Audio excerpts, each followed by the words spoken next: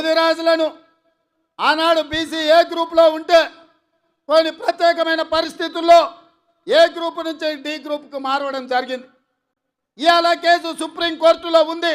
ఇవాళ ముదిరాజులను BC D group నుంచి ఏ గ్రూపులకు మారవాలి అని అంటే ఈ గడ్డ మీద మళ్ళా కాంగ్రెస్ పార్టీ జెండా ఎగరాలి. ముఖ్యమంత్రి రేవంత్ రెడ్డి గారు ఒకటే విజ్ఞప్తి చేస్తా ఉన్నాం. ఒక సభలో మాట్లాడుతూ ముదిరాజు సోదరులని బీసీ డి నుంచి బీసీ ఏకి మారుస్తామని మీరు చెప్పారు. సంతోషకరమే. కాకపోతే బీసీఏలో ముదిరాజులను చేరిస్తే మొట్టమొదట నష్టపోయేది రజకులే అని చెప్పేసి మీరు గుర్తించుకోవాలి.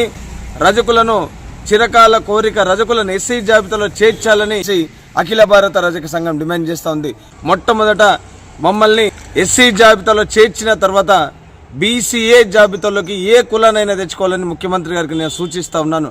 లేకపోతే రాష్ట్ర వ్యాప్తంగా ఆందోళన చేస్తామని చెప్పేసి ముఖ్యమంత్రి గారికి హెచ్చరిక జారీ చేస్తా ఉన్నాం.